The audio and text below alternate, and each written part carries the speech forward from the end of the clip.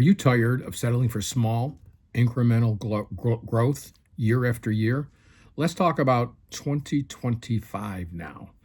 And this can be the year that your dry cleaning business makes big progress and transforms right to your bottom line. And I'm going to talk about how to do that today.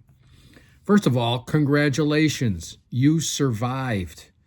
Okay, it's 2025 and COVID started in March of 2020. How many dry cleaners around you went out of business? Your business is probably doing okay just because you survived. So congratulations, okay? I'm guessing there were like 36,000 dry cleaners before COVID, and there's down around to 20,000. And there are probably more going to fall by the wayside. I don't think too many people are starting this business from scratch. There might be some, I'm sure there are some, and I'm going to advise that open up drop stores or start new routes, okay? I'm Greg Colosi. I'm a dry cleaner just like you. I was a dry cleaner. I sold my route in 2017. I had just a route business. I started in 1996 knocking on doors. And in my first 3 months, I got 300 customers knocking on doors. And then I figured out a better way, because I didn't want to go out at night and on weekends, figured out a better way to get route customers without knocking on doors. I'm not going to talk about that in this video, but find another video. If you can't find it, leave a comment down below, and I'll make sure you find that video and talks about that, okay? So most dry cleaners aim for 5 to 10% growth. I would like you to aim for about 50% growth. Okay, so let's make it easy. If you're doing $1 million, $1.5 million next year, do you think it's possible? Well, let me talk to you about reaching for the stars. Okay, if you reach for the stars and you hit the top of the hill or the top of the mountain, have you failed? No, you're much further ahead.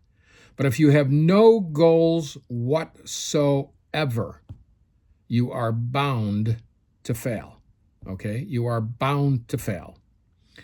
Another way you're bound to fail, if you're still working the counter all day long, if you're still on that spotting machine a lot, if you're still pressing, even worse, if you're out delivering in your van, those things should be done with $20 an hour jobs or less. Your business will not grow unless you first minimize and free yourself up to do the things that we're going to talk about today that bring in the extra business. But if you're too exhausted because you're working the counter, you're working the spotter, you're in the vans, and you're working every day of the week, hopefully you got a day off, maybe Sundays you got a day off, you're not going to get anything done unless you can free up some time. And there's another video that talks about that, okay? So why is small growth is not enough, okay? We just talked about 5 to 10% growth. Grab 50. If you are complacent, okay, because you're doing all these other things and you're not moving forward, you have no goals, there's no such thing as staying still. So in most cases, you're probably falling behind, okay? Unless you're one of the smart ones, you've been raising your prices considerably since COVID, okay? So let's free yourself up from the daily operations. Let me talk about David Whitehurst, who did just that, okay? David had 2 stores when I met him in 2007. He has 5 or 6 now and an extensive route, okay? And David could not find the time to work on marketing, okay? He was smart enough, actually smart isn't the correct word, but he didn't know how to do all those other things. He came from AT&T.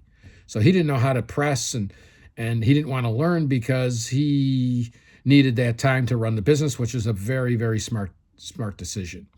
And you find all the dry cleaners that have very, very successful operations. They either never knew how to do the spotting, the pressing, turning on the boiler, okay, working the counter, didn't know how to do those things, so they didn't want to learn, which is a smart thing.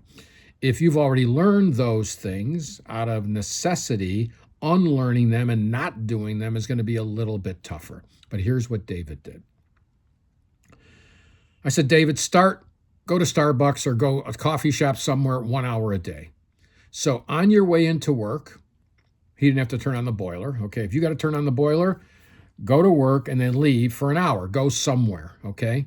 Now, you're going to be somewhere where you have no interruptions whatsoever. How much work are you going to get done? Well, I can tell you, 1 hour of uninterrupted time is equivalent to 8 hours of interrupted time, okay? When I had my business, this was my office, as you can see.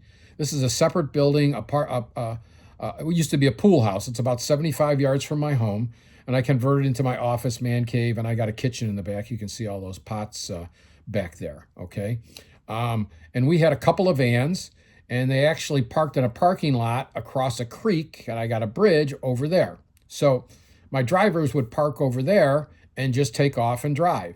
They wouldn't even come to see me because I didn't want them to disturb me. Now, you might think that is crass, but every day they gave me an update on email. That was the instruction. And they made it simple, concise, and to the point. And I gave them the autonomy to make a lot of decisions. If it's under $50, make the decision, okay? Just make the decision. If it's bigger than that, you got to get a hold of me, fine. So most of my people consistently made the decisions. I didn't have to worry about those smaller decisions, okay? So David got out of the office for an hour a day. It worked so well, he increased it to 2 hours. Then he cleared out a bedroom in his house, increased it to a half a day. And then he increased it to every day. And on Wednesdays, he goes to all of his places and visits them. Okay? So he turned it from, I had an office in my plant getting bombarded with every question imaginable, okay, to now working out of an office out of his home, and his business went from 2 stores to 5 stores, and his route grew, and now his son's taking it over. He's the largest dry cleaner in Birmingham, Alabama. Okay, Champion Cleaners. I hope he's the biggest. I think he's the biggest. He was the biggest, and I'm sure he still is the biggest. Haven't talked to him in a couple of months. Anyway, and I don't ask him every time if he's the biggest. So anyway, that's what David did. Okay, and again, I talked about this earlier. You don't want to do $20 an hour jobs.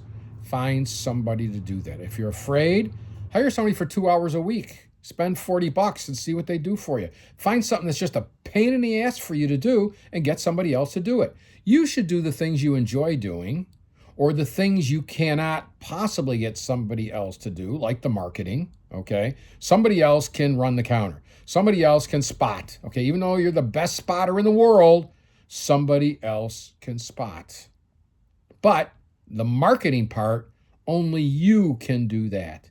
You can't farm that out. And if you watch this channel, I'm going to teach you all you need to know about marketing your dry cleaner. Remember this, you're not in the dry cleaning business. You're in the marketing of your dry cleaning business. Okay, moves for 2025. Open a new retail or drop store. Okay, here's what some dry cleaners are doing. They're opening up a drop store, some temporarily. Just their only reason for opening up is to get them on a route, okay? If you get a store next to a big plant or a big office building where there's lots of people and make it a mini store, when they come in, boom, you put them on the route, okay?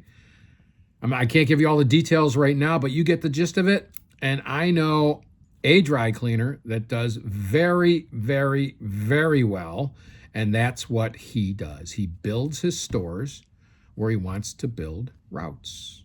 And as soon as they come in, he says, wonderful, here's your welcome gift, and would you like us to deliver this on Thursday, or would next Tuesday be better?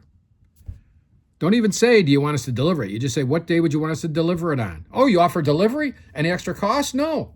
Boom, that's how you get them.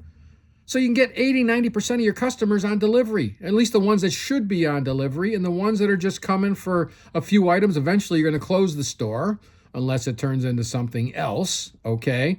But at the counter, you got to make sure you do the delivery thing, okay? Because that concept won't work. Or you just open up a normal store. But I like the delivery concept is unbelievable, unbelievable. You should have only routes, okay? Routes, routes, routes, routes. Why do you have routes? They stay for 7 years. Counter stays for 2. An average route customer spends over 100. An average counter customer spends less than 50 a month. And they only stay for 2 years. That alone, okay? And if you're picking up and delivering, chances of you losing them to a competitor that does pick up and delivery is slim to none, okay? Because you charge the most, therefore you give them the best service possible and the best quality. Okay, start a residential route. I can show you how to do that, baby. Not going to get into it in detail right now because that's not the purpose of this, but check the other videos out, and I haven't put one up yet. Put one down in the comments. I want to see one on how to build a route, Greg, and I'll give you a nice outline. Actually, you know what? I'm going to write that down and do it next anyway, okay? How to build a route. Okay, I got it written down. Okay, acquire a competitor to expand quickly. Route service or great drop stores, okay, even plants. Shut down that part of the business. Invest in technology. I don't know much about this because I wholesale through a dry cleaner here, but assembly conveyor and integrated baggers and all those things if you're really, really big. The next one's a really good one. Build relationships with influential ambassadors like all the top-end clothing stores in town. I did that locally with Adrian Jewels. They make suits. So go find the suit maker in town, the shirt maker in town, the one that has a physical store, not even a physical store, and build a relationship and get them to refer their customers to you because they want their customers going to the best dry cleaner in town. And if you pick up and deliver, that's even better, okay? That's even better. Offer, $20 in free dry cleaning to give us a try, something like that, okay? If you've got lots of washers and dryers, commercial, light commercial, legitimate massage parlors, dentists, doctors, big salons, okay? Do their commercial work. How do you get the business? I got a way to do that, okay? If you're interested, I'll do a video on it. Sorry, I think I'm on video number 9 or 10. If you're interested and you haven't found one on how to get commercial accounts, put a comment down below and I'll start working on that. As soon as you put it in, I'm going to put up the video soon, okay? Okay, start a house cleaning business. My wife and I did that in 2000, okay? It doubled our profit. It doubled our profit. And believe it or not, and I put something, there is a video up right now for that. Find it, okay? About adding businesses to your dry cleaning business. I put out, this was in 2000. I just wrote out a little blurb on a half sheet of paper and attached it to all the outgoing dry cleaning. Within 2 months, we had my wife full every day, 2 a day, okay? And then we added some people and went nuts after that, okay? Great, simple, easy business. If you don't want to get involved in employees, do it all on contract. Pay them, 50%. 40%, because you're going to charge more, okay, than they would probably on their own. And how do you find those people? Facebook. You can also put up some ads for on Marketplace that you're looking for a cleaner, and you can find them that way. Go to your social media and ask around, and you will find people willing to do it. And then say, listen, it's my business, but I'm going to send you there and pay you a percentage of the job, okay? And I just want one of you to go in. We found that the really nice homes, which you should be marketing to, okay? The ones where you can charge $150, $200, $250 every time you clean, and some of those could be weekly, are your nicer homes, okay? And they're used to shelling out the cash, okay? Your goal should be to have the highest prices in town. Why, Greg? Well, I'll tell you why. Because, first of all, you're probably chasing whoever the highest is in town, and you're just a little bit lower. Hopefully that's what you're doing. If you're not, you're way behind, and you're way behind the curve. You're leaving a ton of money on the table. You want to get to the point where they're chasing you, okay? So you determine what the price of dry cleaning is in your town. When you raise your prices, they will automatically raise their prices, okay? They're sheep, you're not, okay? You're controlling the deal. Now, when you have the highest prices, you also are going to have higher profits, depending on what they are now.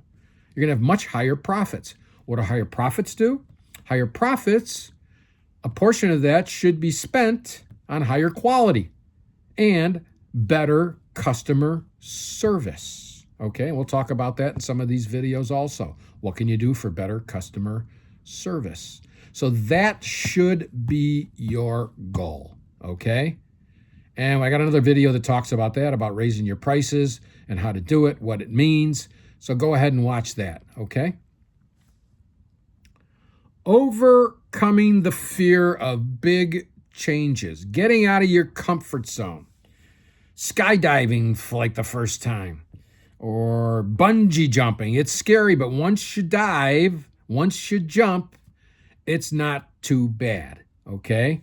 And if it doesn't work, so what? Business, as you found out, is all about failing forward, okay? When you can fail forward, when you find out what doesn't work, that leads you to what works. A lot of the things that I've discovered, and I've started 33 businesses in my lifetime, one of the things that I've discovered is I've learned more from my so-called failures, failed businesses. I learned more from them than I did from the successes. So do not be afraid to fail. Limit your failure to small, not huge, but to small, okay? Small instead of large ones. That's how you get rid of the fear of failure. You got to take a jump. And a business owner, you're jumping every day. Sometimes they're little puddle jumps, but sometimes, you got to jump a few feet or a few yards. Maybe not off of a building. Don't do that. But, 5 feet, maybe you got to jump sometimes. You just got to jump and see what happens, okay? Don't risk your house. Don't risk your business. But you got to try something new and leave your comfort zone and take a jump. And I don't care what your age is, okay? I'm 68 and I'm still getting butterflies with some of the things that I do, okay? And when I get those butterflies, I know now that I haven't had these for a long time. And this is exciting. I mean, I started a new business besides this one about 8 months ago, okay? And I'm doing some things that I've never done before. I get butterflies, but baby, it feels good to get through it. It feels great to get through it. That's what I want to see you do, okay? So if you're moving forward, you're not moving backwards, okay? That's basic science, I guess. If you're moving forward, you're not moving backwards, okay? Let me share with you a story of change. Pat Collins is a dry cleaner in Charlotte, North Carolina. It's called Collins Cleaners. This had to be about 10 years ago. He's been a member of my program for longer than that. And I think I first came out with, it might be a little bit longer than 2000. No, it's right. Yeah, maybe 2015. Yeah, maybe 10 years ago or so. I see a post on Facebook that Pat's vacationing in some Caribbean island. And I said, good for you. Business must be good. He wrote back, it is good. It's because of you. So when he got back, we talked. Here's what he explained to me. He said, Greg, you did this audio on how to raise your prices and why you should raise your prices. It was 45 minutes long. I listened to it once, didn't do anything. I listened to it a second time. In the meantime, he was about to go bankrupt. He had to do something drastic to get out of his hole. Listened to it a third time. This is like over a week's period. And listened to it a fourth time. Finally made up his mind. And he raised his prices 15% right out of the box. Okay? Pat Collins is now the highest priced cleaner in Charlotte. And his route does $1.5 million bucks. Plus he's got stores. He's the largest dry cleaner in Charlotte. And it all started with he was about to go bankrupt. So look at it this way. Does the fear of going out of business or bankruptcy motivate you to make some changes? You bet your ass it does, okay? He made the change. He raises his prices by 2.5% every quarter, which is 10% every year, and has for the last 10 years, okay? That means everything's more than doubled, which it has, okay? Has he lost any customers? No. And he says a strange thing to me, and he doesn't understand why it happens, and I haven't figured out why it happens. I haven't run any. Maybe you know why it happens. He said, every time I raise my prices, and I do it on my shirts equally, okay, my shirt counts go up. My shirt counts go up. Why do they go up? The only thing you can think of is if I charge more to the clientele that I'm going after, they think the quality is higher, so they give me more shirts. It's the only thing that we can think of. It's the only thing that we can think of, okay? Aim for growth, free yourself, and take bold steps, okay? Get out of that comfort zone, jump out of that plane, jump on with that bungee cord, okay? Do something you've never done before, okay? I mean, I used to get nervous with a new mailing that I would do to my dry cleaners and getting nervous putting it in the mail at the post office, okay? Maybe it's like that with you. Maybe it's that simple. You've got something like that. Well, get over it. Start to do things that challenge the living shit out of you, okay? And move forward. Talk to me down below. Tell me what you're going to do, and I'll check up on you. And subscribe. Not to this channel, but yes, you should subscribe. Subscribe to my free weekly newsletter down below.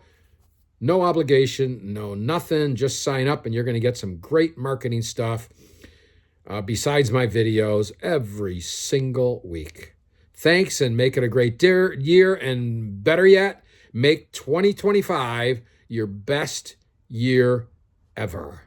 Bye.